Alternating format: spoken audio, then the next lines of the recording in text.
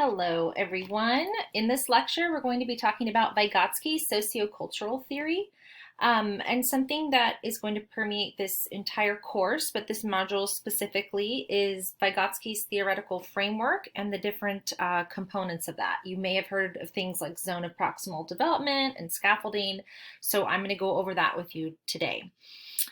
So basically, the major theme of Vygotsky's theoretical framework is that social interaction plays a fundamental role in the development of learning, thinking, cognition being thinking and learning. So let me go through this and then I'll give you a few concrete examples. And in our module, this upcoming week, I give you plenty of concrete examples to sort of unpack what this means. So basically, Vygotsky said culture shapes how children develop. And remember, we talked about earlier in this semester that no child can be considered without first taking into consideration the context in which they're being raised. So Vygotsky really focused on that. And he said that cognitive development is a result of social interactions between members of a culture. And that can be a broader culture, that can be immediate family or nuclear family, with day-to-day contact with the child, who is the child living with at the moment, where are they living, and people in settings influence a child, and in turn the child influences people in settings, and we call this reciprocal transaction.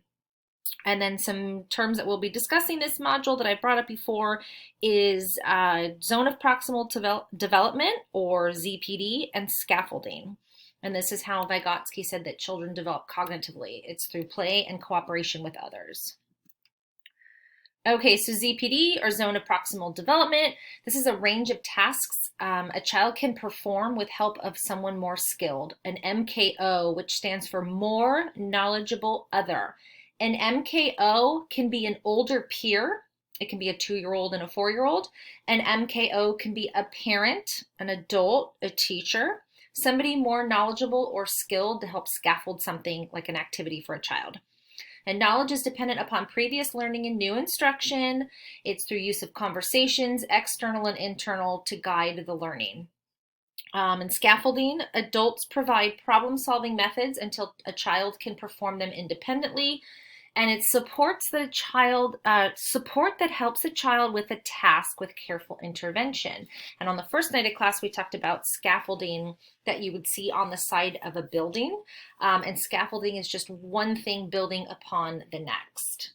I should point out that Vygotsky, if you look into history, he didn't coin the term scaffolding. That was later, but it was as an adaptation to his theory. So other researchers threw that term out there years later, but it fit into his theory, so we keep it. But Vygotsky coined zone of proximal development. He did not coin the term scaffolding. Here's one infograph or picture. I don't know, I hope recording you can see my mouse or my cursor here, but there, the zone of proximal development is this middle space, this area just between what a student cannot do on their own and what they can do. So this zone of proximal development is the optimal time for learning, the optimal time for an MKO, or a more knowledgeable other, to provide scaffolding or support to help that child move over into this blue zone where they can do something independently. And note that this might be minutes, days, weeks, or months that an activity or a skill set is scaffolded. This is just another infograph or an example of it.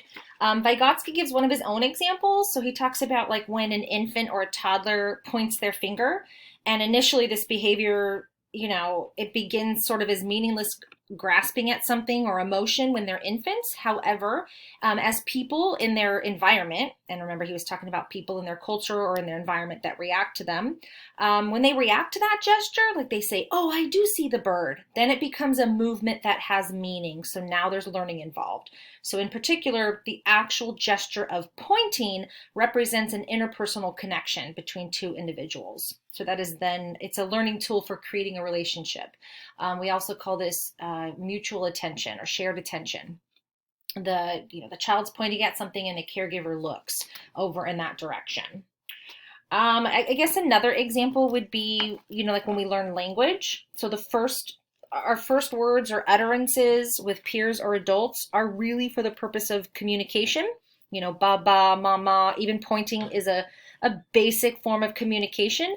But once those skills have been mastered by the child, they actually internalize them. And eventually, Vygotsky talks about what becomes known as inner speech with the child. So they understand that learning is reciprocal and that it is important that the others in their lives are helping them to make these processes into more formal learning.